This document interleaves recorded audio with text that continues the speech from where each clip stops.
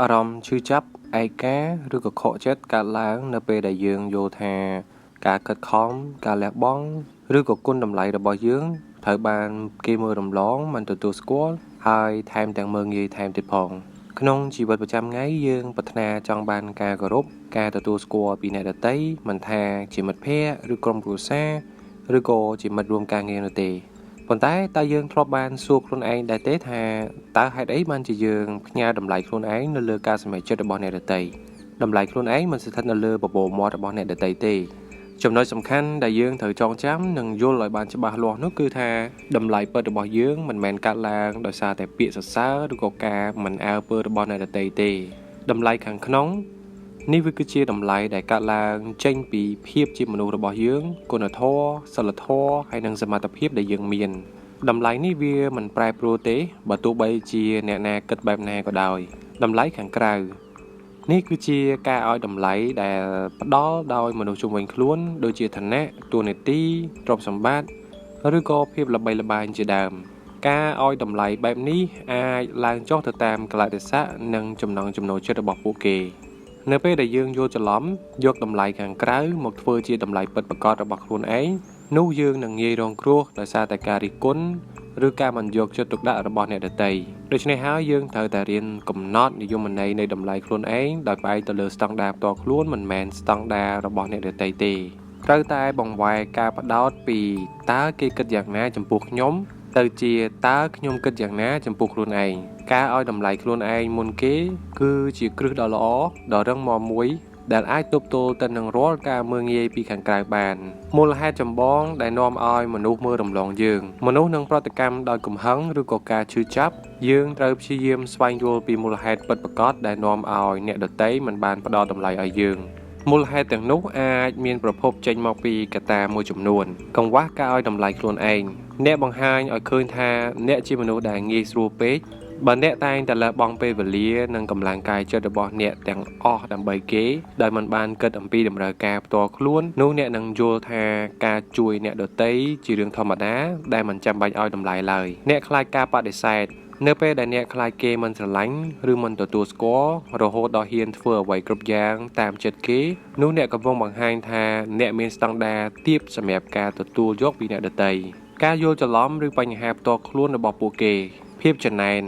មនុស្សដែលមិនសប្បាយចិត្តចំពោះភាពជោគជ័យរបស់អ្នកអាចជ្រើសរើសមិនឲ្យតម្លៃអ្នកដើម្បីឲ្យពួកគេមានអារម្មណ៍ល្អជាងអ្នកភាពល្ងងខ្លៅ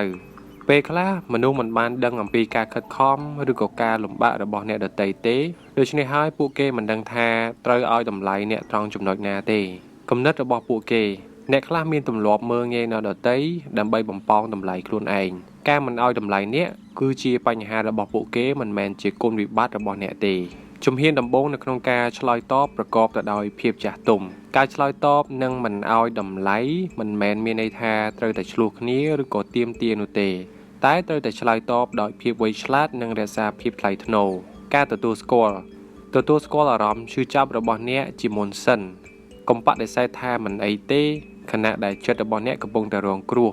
ទទួលស្គាល់ថាមនុស្សនោះបានធ្វើឲ្យអ្នកខកចិត្តហើយអនុញ្ញាតឲ្យខ្លួនឯងមានអារម្មណ៍នោះការវិភាគសួរខ្លួនឯងថាតើការមិនឲ្យតម្លៃនេះមានមូលដ្ឋានត្រឹមត្រូវទេបើវាជាការរិះគន់ស្ថាបនាត្រូវតែយកវាមកកែសម្រួលបើវាជាការមើលងាយដោយគ្មានមូលហេតុត្រូវតែបោះបង់វាចោលការកំណត់ព្រំដែននេះគឺជាជំហានដ៏សំខាន់មួយបង្ហាញឲ្យពួកគេដឹងដោយសម្ដីឬក៏ទង្វើថាអ្នកមិនអាចទទួលយកទង្វើឬសម្ដីមើលងាយនោះបានទេឧទាហរណ៍កុំបន្តធ្វើការឲ្យពួកគេបើពួកគេមិនគោរពពេលវេលារបស់អ្នកការផ្ដល់តម្លៃខ្លួនឯងឡើងវិញត្រូវចំណាយពេលធ្វើអ្វីដែលធ្វើឲ្យអ្នកមានអារម្មណ៍ថាខ្លួនឯងមានតម្លៃមិនថាជាការរៀនសូត្រការថែទាំខ្លួនឯងឬការជួយអ្នកដទៃដែលត្រូវការជំនួយពិតប្រាកដទេកុំព្យាយាមបង្ខំឲ្យនរណាម្នាក់ឲ្យតម្លៃអ្នកផ្ទុយទៅវិញត្រូវតែចេះកំណត់ព្រំដែនដើម្បីបង្ហាញថាមិនអនុញ្ញាតឲ្យនរណាម្នាក់បន្ទាបតម្លៃរបស់អ្នកបានទេដើម្បីផ្លាស់ប្ដូរស្ថានភាពពីការមិនឲ្យតម្លៃទៅជាការគោរពយើងត្រូវតែធ្វើការផ្លាស់ប្ដូរពីរបៀបដែលយើងប្រព្រឹត្តចំពោះខ្លួនឯងនិងរបៀបដែលយើងប្រស្រ័យទាក់ទងជាមួយអ្នកដទៃបច្ចេកទេសខ្លះៗក្នុងការកំណត់ព្រំដែនប្រកបទៅដោយប្រសិទ្ធភាព ព្រំដែនវាគឺជាច្បាប់ដែលបានកំណត់សម្រាប់ខ្លួនឯងថាតើទង្វើបែបណាទៅដែលអាចទទួលយកបាននិងទង្វើបែបណាដែលមិនអាចទទួលយកបានពីអ្នកដទៃការខ្វះព្រំដែនវាគឺជាហេតុផលដ៏ធំមួយដែលនាំឲ្យមនុស្សមើលងាយយើងព្រំដែនពេលវេលាកុំឆ្លើយតបឬក៏ទទួលទូរស័ព្ទក្រៅម៉ោងការងារម៉ោងសម្រាប់ផ្ទាល់ខ្លួនរបស់អ្នកឧទាហរណ៍អ្នកអាចនិយាយថាខ្ញុំអាចជួយអ្នកបាននៅថ្ងៃស្អែកព្រោះថ្ងៃនេះជាម៉ោងសម្រាប់របស់ខ្ញុំហើយព្រំដែនអារម្មណ៍កុំអនុញ្ញាតឲ្យអ្នកដទៃទម្លាក់បន្ទុកអារម្មណ៍អវិជ្ជមានទាំងអស់មកលើអ្នកហើយកុំព្យាយាមដោះស្រាយបញ្ហាទាំងអស់ឲ្យគេឧទាហរណ៍អ្នកអាចនិយាយថាខ្ញុំអាណិតអ្នកណាប៉ុន្តែខ្ញុំមិនអាចជួយសម្រេចចិត្តរឿងនេះជំនួសអ្នកបានទេព្រំដែនសម្ភារៈឬក៏ជំនួយកុំយល់ព្រមផ្ដល់ជំនួយលុយឬក៏កម្លាំងរហូតដល់អ្នកភ្លេចពីតម្រូវការផ្ទាល់ខ្លួនត្រូវតែចេះនិយាយថាទេឧទាហរណ៍អ្នកអាចនិយាយថាខ្ញុំមិនអាចជួយអ្នកលើកនេះបានទេព្រោះខ្ញុំមានកិច្ចការបន្ទាន់ផ្ទាល់ខ្លួនត្រូវធ្វើព្រំដែនពាក្យសម្ដីកាត់ផ្ដាច់ការសន្ទនាឬចាក់ចែងពីកន្លែងដែលគេប្រើពាក្យសម្ដីមើលងាយឬក៏ប្រមាថអ្នកឧទាហរណ៍អ្នកអាចនិយាយថាសូមកុំនិយាយពាក្យបែបនេះដាក់ខ្ញុំទៀតបើមិនដូច្នោះទេខ្ញុំនឹងសូមបញ្ចប់ការសន្ទនាត្រឹមនឹងហើយនៅពេលដែលអ្នកកំណត់ព្រំដែនអ្នកដទៃអាចនឹងមិនពេញចិត្តហើយព្យាយាមសាកល្បងជាមួយអ្នកជារៀងរហូតប៉ុន្តែអ្នកត្រូវតែមានភាពជាប់លាប់ដើម្បីឲ្យពួកគេដឹងថានេះវាគឺជាគោលការណ៍របស់អ្នកកសាងកិត្យានុភាពមិនមែនបានមកពីការទាមទារនោះទេតែបានមកពីការបង្ហាញភាពខ្លាំងនិងគុណតម្លៃពិតប្រាកដរបស់អ្នកខ្លាចទៅជាមនុស្សដែលមិនអាចខ្វះបានផ្ដោតទៅលើការអភិវឌ្ឍជំនាញឬក៏ចំណេះដឹងដែលមនុស្សដទៃត្រូវការនៅពេលដែលសមត្ថភាពរបស់អ្នកមានតម្លៃលើទីផ្សារឬក៏ក្នុងក្រុមការងារនោះការគោរពនឹងកើតឡើងដោយឯកឯងរក្សាពាក្យសច្ចៈធ្វើអ្វីដែលអ្នកបាននិយាយភាពស្មោះត្រង់និងការទទួលខុសត្រូវនឹងធ្វើឲ្យអ្នកដទៃទៀតជឿជាក់លើអ្នកហើយការជឿជាក់នេះគឺជាទម្រង់ដ៏ខ្ពស់បំផុតនៃការឲ្យតម្លៃវិនិយោគលើខ្លួនឯងថែរក្សាសុខភាពកាយសម្បទានិងចំណេះដឹងជានិច្ចនៅពេលដែលអ្នកបង្ហាញថាអ្នកឲ្យតម្លៃខ្លួនឯងខ្ពស់នោះអ្នកដទៃនឹងមើលឃើញពីភាពថ្លៃថ្នូររបស់អ្នកហើយហ៊ានឲ្យតម្លៃដូចអ្នកដែរជ្រើសរើសបរិយាកាសជៀសវាងចំណាយពេលច្រើនជាមួយមនុស្សដែលតែងតែបន្ទាបតម្លៃឬក៏ធ្វើឲ្យអ្នកមានអារម្មណ៍អវិជ្ជមានត្រូវនៅក្បែរមនុស្សដែលលើកទឹកចិត្តនិងទទួលស្គាល់ការខិតខំរបស់អ្នកជានិច្ចគោរពខ្លួនឯងមុននឹងទាមទារការគោរពពីអ្នកដទៃត្រូវតែមានភាពក្លាហាននៅក្នុងការដើរចេញពីកន្លែងដែលតម្លៃរបស់អ្នកត្រូវបានគេមើលរំលងនៅពេលដែលយើងកំណត់ព្រំដែនឬក៏បង្ហាញអំពីតម្លៃខ្លួនឯងកាន់តែច្បាស់យើងនឹងអាចជួបប្រទះនឹងការរិះគន់ឬក៏ការមិនពេញចិត្តកាន់តែច្រើនពីអ្នកដែលធ្លាប់បានតាក់ទាញផលប្រយោជន៍ពីយើងការដោះស្រាយស្ថានភាពទាំងនេះវាទាមទារនូវភាពរឹងមាំផ្លូវចិត្តដែរវិធីសាស្ត្រដោះស្រាយការរិះគន់ឲ្យមានភាពឆ្លាតវៃការរិះគន់វាគឺជារឿងធម្មតាទេនៅក្នុងជីវិតផងយើងអ្វីដែលសំខាន់គឺរបៀបដែលយើងបកស្រាយនិងឆ្លើយតបទៅកាន់វាការរិះគន់ដើម្បីស្ថាបនានេះវាគឺជាមតិយោបល់ដែលមានគោលបំណងចង់ឲ្យយើងប្រសើរឡើងដោះស្រាយស្ដាប់ដោយយកចិត្តទុកដាក់ទទួលយកចំណុចណាដែលល្អថ្លែងអំណរគុណហើយកែតម្រូវការរិះគន់ដើម្បីបំផ្លាញនេះគឺជាពាក្យសម្ដីដែលគ្រាន់តែចង់បន្ទាបបន្ថោកឬក៏ធ្វើឲ្យយើងឈឺចាប់តែប៉ុណ្ណោះដោះស្រាយត្រូវតែចេះបោះបង់ចោលយល់ថាការវាយប្រហារនេះវាឆ្លោះអំពីបញ្ហារបស់អ្នកនិយាយមិនមែនជាបញ្ហារបស់យើងទេបច្ចេកទេសបំបីខ្លួនពីការរិះគន់នៅពេលដែលអ្នករងការរិះគន់ត្រូវតែដកដង្ហើមវែងហើយសួរខ្លួនឯងថាតើខ្ញុំជាសម្ដីទាំងនេះឬក៏ខ្ញុំគ្រាន់តែមានទង្វើខុសឆ្គងចម្លើយគឺអ្នកគ្រាន់តែមានទង្វើខុសឆ្គងប៉ុណ្ណោះដូច្នេះកុំអនុញ្ញាតឲ្យការរិះគន់ក្លាយទៅជាអត្តសញ្ញាណរបស់អ្នកអីការអនុវត្តភាពរឹងមាំផ្លូវចិត្តវាគឺជាសមត្ថភាពនៅក្នុងការស្ទុះងើបឡើងវិញពីភាពលំបាកនិងការឈឺចាប់ផ្លូវចិត្តផ្ដោតទៅលើរឿងដែលអាចគ្រប់គ្រងបានអ្នកមិនអាចគ្រប់គ្រងគំនិតរបស់អ្នកដទៃបានទេប៉ុន្តែអ្នកអាចគ្រប់គ្រងប្រតិកម្មនិងទង្វើរបស់អ្នកបានចំណាយពេលរបស់អ្នកលើការអភិវឌ្ឍខ្លួនឯងមិនមែនលើការគិតពីអ្វីដែលអ្នកដទៃគិតនោះទេការអនុវត្តការសន្ទនាផ្ទៃក្នុងវិជ្ជមាននៅពេលមានអារម្មណ៍ថាខ្លួនឯងត្រូវបានគេមិនឲ្យតម្លៃសូមប្រើប្រាស់ភាសាវិជ្ជមានដើម្បីនិយាយទៅកាន់ខ្លួនឯងឧទាហរណ៍ថាជំនួសឲ្យពាក្យថាខ្ញុំអន់ណាស់បានជាគេមើលរំលងត្រូវនិយាយថាខ្ញុំដឹងច្បាស់ពីសមត្ថភាពរបស់ខ្ញុំហើយការខិតខំរបស់ខ្ញុំនៅតែមានតម្លៃបើទោះបីជាគេមិនមើលឃើញក៏ដោយបង្កើតប្រព័ន្ធគាំទ្រ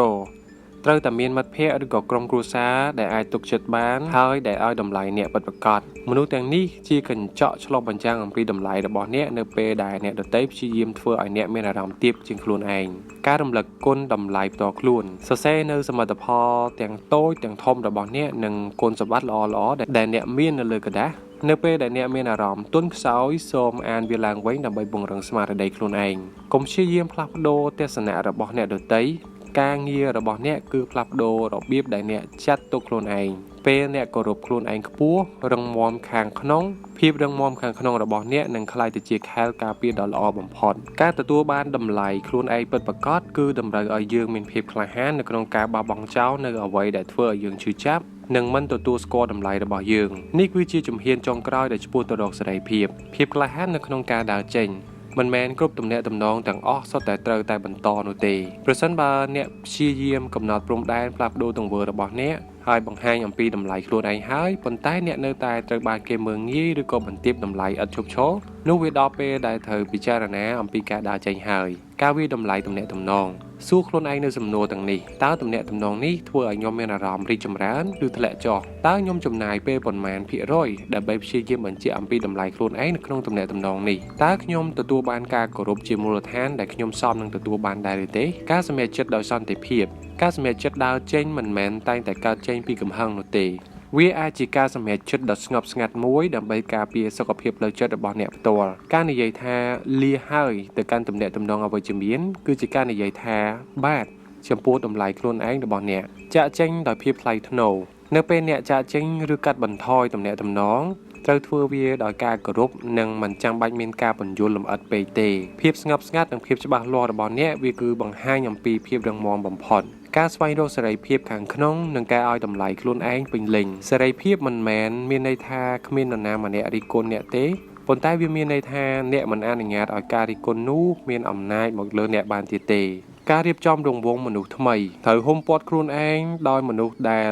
លើកទឹកចិត្តអ្នកមិនមែនទាញអ្នកឲ្យធ្លាក់ចុះទេទទួលស្គាល់ការខិតខំរបស់អ្នកទោះបីជាអ្នកមិនទាន់បានសម្រេចសមិទ្ធផលធំក៏ដោយគោរពព្រំដែនដែលអ្នកបានកំណត់រស់នៅតាមគោលការណ៍ផ្ទាល់ខ្លួនផ្ដោតទៅលើការរស់នៅប្រចាំថ្ងៃដែលស្របទៅនឹងតម្លៃក្រមសីលធម៌និងបំណងប្រាថ្នាផ្ទាល់ខ្លួនរបស់អ្នកនៅពេលដែលអ្នករស់នៅដោយមានភាពស្មោះត្រង់ចំពោះខ្លួនឯងនោះការយល់ឃើញរបស់អ្នកដទៃនឹងលែងសំខាន់ទៀតហើយភាពពេញលេញដោយខ្លួនឯងត្រូវយល់ថាសុភមង្គលនិងភាពពេញចិត្តរបស់អ្នកគឺការចេញពីការសម្រេចចិត្តការខិតខំនិងភាពជោគជ័យផ្ទាល់ខ្លួនរបស់អ្នកមិនត្រូវការអនុញ្ញាតឬក៏ការយល់ព្រមពីអ្នកដទៃដើម្បីបានតម្លៃនោះទេការអភ័យទោសចុងក្រោយត្រូវរៀនអភ័យទោសឲ្យអ្នកដែលមិនឲ្យតម្លៃអ្នកដែលនេះវាប្រៀបដូចជាការដោះលែងខ្លួនឯងហើយជាពិសេសអភ័យទោសឲ្យខ្លួនឯងចំពោះការដែលអ្នកធ្លាប់អនុញ្ញាតឲ្យគេបន្ទាបតម្លៃអ្នកពីមុនមកការធ្វើដំណើរដើម្បីឲ្យតម្លៃខ្លួនឯងមិនមែនជាការស្វែងរកការអនុញ្ញាតពីអ្នកដទៃនោះទេប៉ុន្តែជាការស្វែងរកការទទួលស្គាល់ពីខ្លួនឯងផ្ទាល់